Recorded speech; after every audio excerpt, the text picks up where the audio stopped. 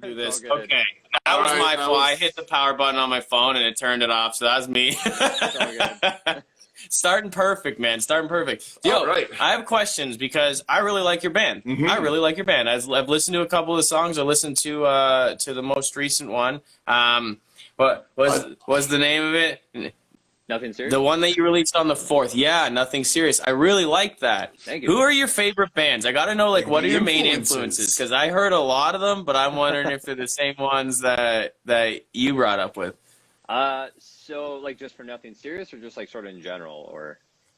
In general, but I want to hear for that one song, because I've it, listened to a few and I get different bands from each song. I always get different vibes when I listen to it, and I think that's really sweet because the vibes that I'm getting are like, fucking, I love these vibes. So thank you. I want to kind of love to know for this song in particular. Yeah. Okay, cool. Okay, so just started off. I mean, like, I've obviously been a big fan of Blink-182. I got Enema of the State right there, and I have a signed California album right there too. Oh, no way. That's amazing. Big Blink guy right here, so. Also got, I don't know if you could see that. Big, Dirty Up. But yeah, Blink-182, like, sort of like basic pop-punk bands, like Newfound Glory. Yeah, that's the one I heard in the most recent song. A lot of, like, Seaway vibes too. Seaway, yeah. Young Culture, Bearings, Grayscale, State Champs, Neck Deep, and honestly, Katy Perry too. Yeah. Like one of, like, her old albums, like One of the Boys. Like, I drew a lot of inspiration from that album. You know, when she played Warped Tour. Yeah. That was. Oh, damn it. The one name on the bill you don't expect to see when you're buying tickets, but then you're just like, we'll give it a chance. I'll go see her. You know, I'm gonna ride, see if she's good, and then she kills it. Yeah, and then now she's like one of the most, like, well-known celebrities. Yeah, 100%. So I'm curious, how did you guys? When did you guys end up getting your start? What really ended up driving the start for your band? You said the influences there. Obviously, they all started when they were young and created these beautiful groups that ended up creating some of the most generationally vibing music. What kind of drove you guys for your start? Well, I mean, like, I've been a musician probably since I was like 8 years old. I learned how to play guitar and all that stuff. So that sort of had that drive for me. I've always wanted to be a musician. Like, I've always wanted to, like, sort of make money off it. So that's always sort of been my dream. Like, I remember when I was graduating high school, I was like, oh, I'm going to go to college. And then I got the idea to start this band. And college obviously got pushed to the side. But funny enough, I had a college fund put away. I put that all in towards gear and sort of like the startup of Oakrest. But, yeah, no, basically also too, I don't know if you can tell, I got, like, these scars here. Hit my head, like, pretty badly when I was 15, like, this close to dying. And from there on, I'm like, all right, well, I'm not going to sort of waste this life, and I'm just going to do what What's the story? No, now you're going to do what you want to do, but yeah, I'd be like, I'm curious if you can share the story. What's the story? That's a crazy scar. Is it the whole all the way up through, or? Yeah, they had to do 3 brain surgeries. Whoa! Oh my god, man, that's bonkers, dude. Okay, so like, is it just like I was riding my bike and looked the wrong way? Like, is it like that, or? I was riding a longboard. I used to live, like, on a hill, actually, on Anne Maria Drive, which is funny enough our last EP name. But did you do that with? But so I'm coming back to the story. But I watched one of your videos and it said Oakrest Drive. Do you live on Oakrest? I used to live on Anna Maria Drive, and the off street was Oakrest. That's how the name sort of came up. Okay, I get you.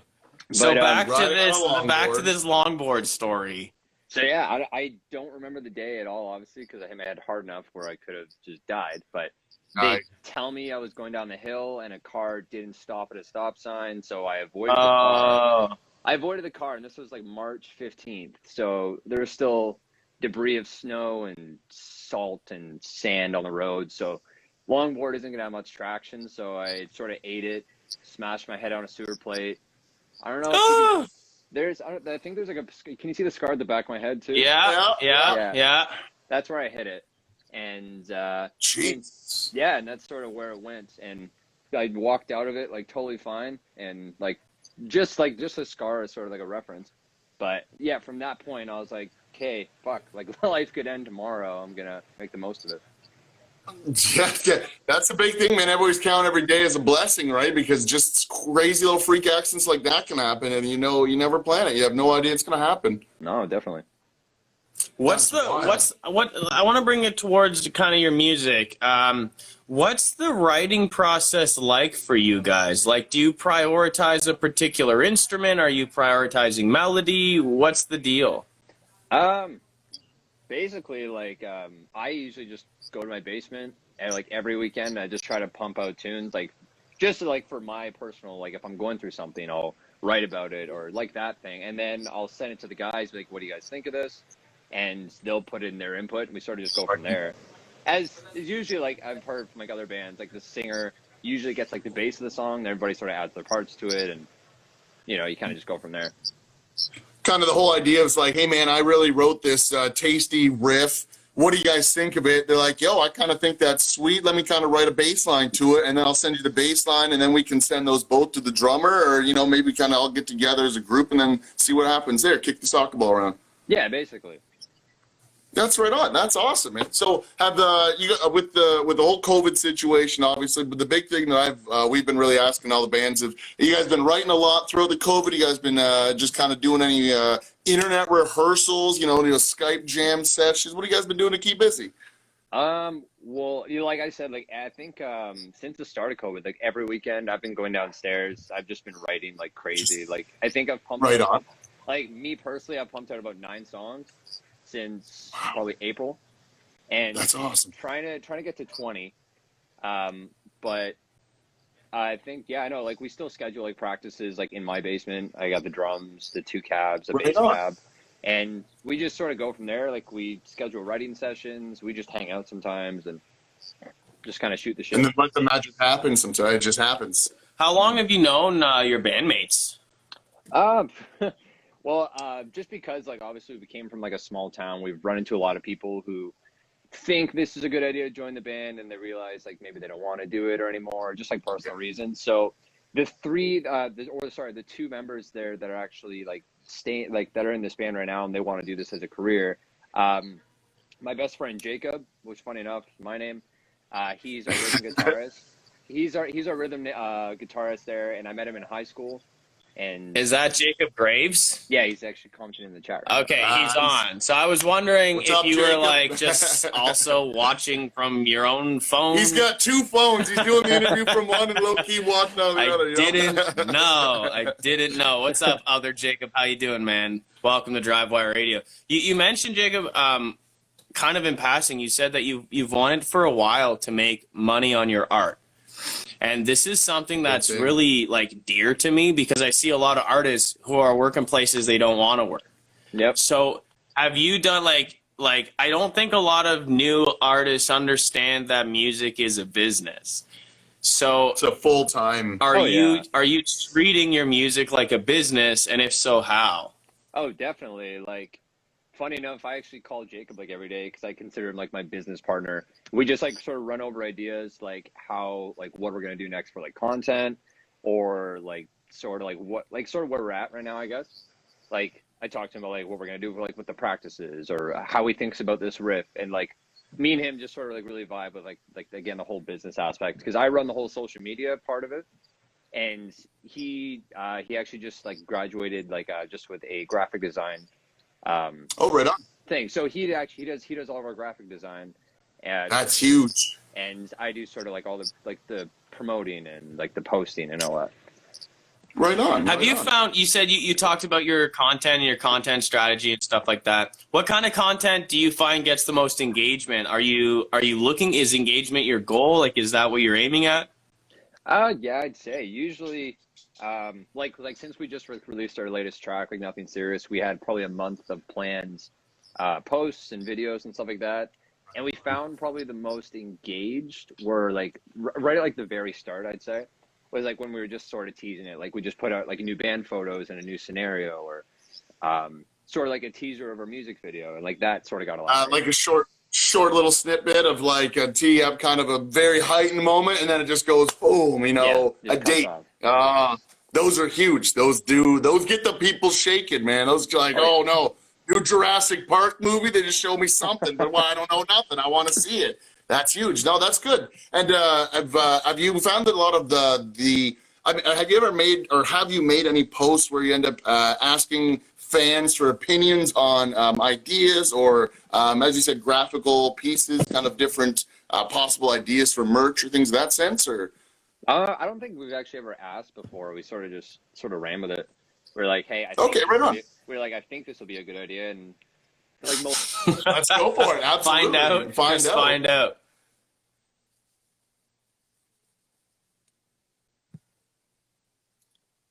I think this muted happens. yourself. This happens. No problem. Yep, this is a technical. Jacob Graves says it's all about leaving crumbs with promotion. Oh, what's up, man? You're back. Promotional crumbs.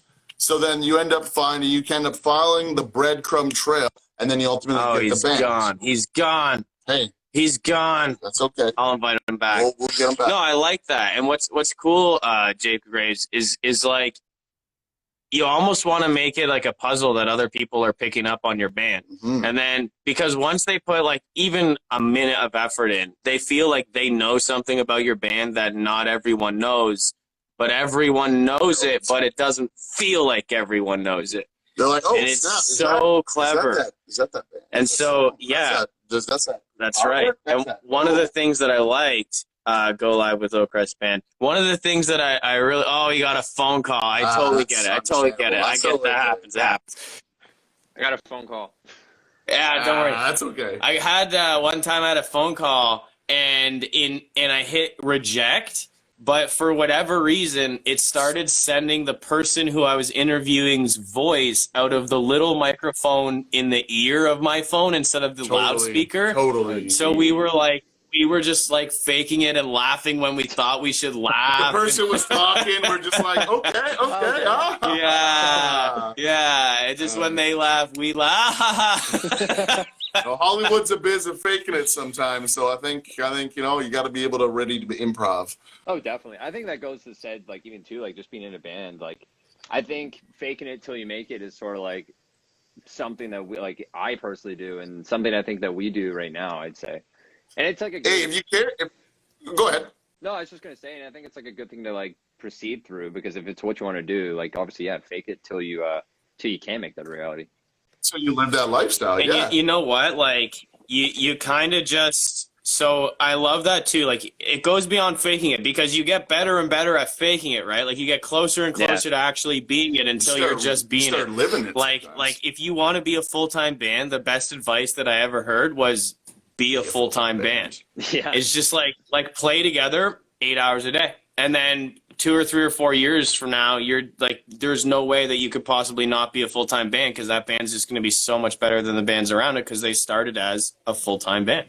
Yeah. I just thought that was so smart. That was I think it's a good idea too, because if you start rehearsing in your garage, the neighbors start here. The neighbors start coming over. The neighbors start telling their friends. The friends start telling friends. The community starts coming together. People start sharing. Have you leveraged the word of mouth very much with Oakrest? Like you have several thousand views on most of your videos. Have you started getting like community together? Are you reaching out to these people frequently? Like how are you interacting with that? So like the views on like our YouTube videos, or? Yeah, well, I would just, because we confirmed with you so late, I wasn't able to do as much digging around as I would like to. But what I found was, okay, I really actually I like this music, and we can talk about that. And you actually have a decent amount of views. Like it's not millions of views, but it's people are looking at your videos, and they're coming out every video. So that's really key, man. So I'm wondering, have you guys really done anything to develop like an email list or a list of these people who are coming back and communicating with them regularly, or is it just kind of like been a thing that's happening? Well, I think actually up to this point, we've never landed really like a Spotify playlist, or like most bands usually do, and we sort of just missed out on that opportunity in the past. But with that being said, though,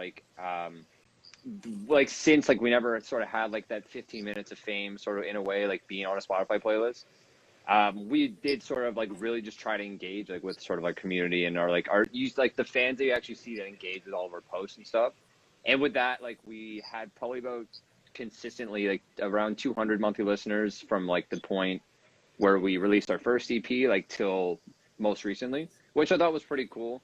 How like, yeah, we never really landed a playlist and had thousands of monthly listeners who you don't even really know.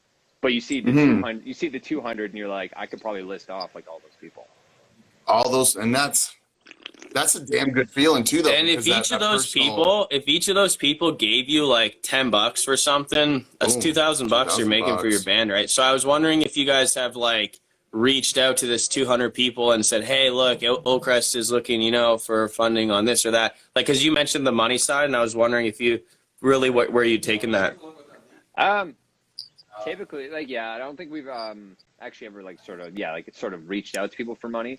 It's usually like we just sell our merch, and with that merch money, we use it for something, and sort of just go from there, or we just go from pocket and be a broke man like everybody else.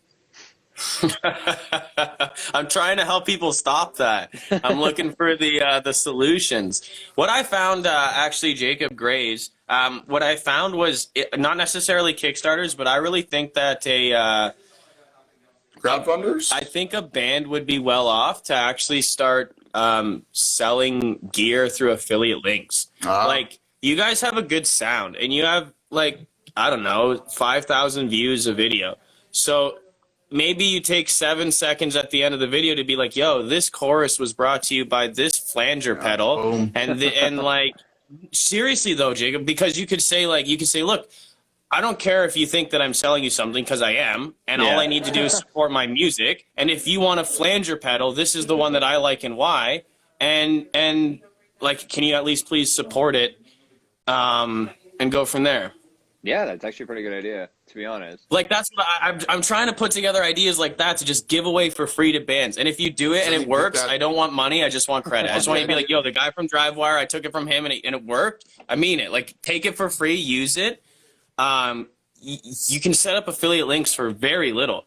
And then if you have 5,000 views, dude, and 1% people buy, that's 50 people purchasing from you. And it's probably $100 pedal. You make $10 a fucking pedal, and now you just made $500. And by the way, you were still in your basement doing whatever the fuck you do anyways, right? Like, you made a video, and then you did something else. Yeah, I don't know why people aren't doing that. There's too many small ideas that put together could make a big flow. That's what Drivewire is about, man. I'm interviewing you because you're having success, and I want to see where we could take it. Oh, thank you.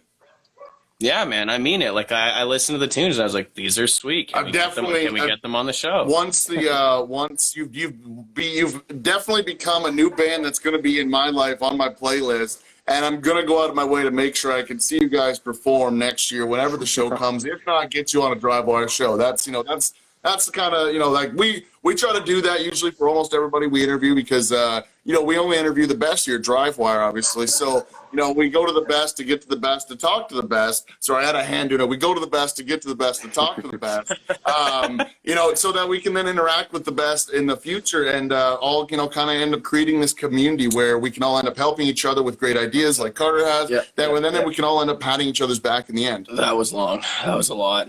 That was a lot. Well. No, and I do appreciate that, though, because, like I said, for the smallest amount of time, we've just had like that community of people, and then like to actually now like you like sort of getting our words out like so people can actually like sort of recognize it. I just think that's really cool. Right, definitely, man. I think that's awesome. And I definitely agree with you though too. Like, essentially, where we'll just like work together, where we'll just be patting each other on the back there. And I think that's a good idea. Yeah, it's it's like why you can't really. I always like to think you can't really help somebody up without giving them a lift. You got to give them a lift, and then they end up helping you up. The old I'll boost you over the fence, and you throw your arm down and pull me up kind of deal. Yeah, exactly. Love it, man. I love it. Yeah, brother. I really appreciate that. So from Newmarket, right? Yeah, say where are you guys based out of? Newmarket? So I actually like I moved to Newmarket last year, and that's what we say. Like we're based out of Newmarket because we came from Keswick. We came from Keswick. Okay. So, like I know said, Keswick. yeah, we came from a very I small don't town. know Keswick. So When I we're heard from Keswick, we're I from thought Chatham. like Russia. We're It's- from Chatham. No, it's like Not up Russia. north by Barrie. It's like a small town. Okay, So okay. I'm laughing because we are from a small town on the other side of the 401. Like it's the same situation, Same just deal. with a different name on the on the town. For real. But yeah, no. So like we started the band in Keswick, and that's where the Anna Maria Drive and Oakrest street names came about.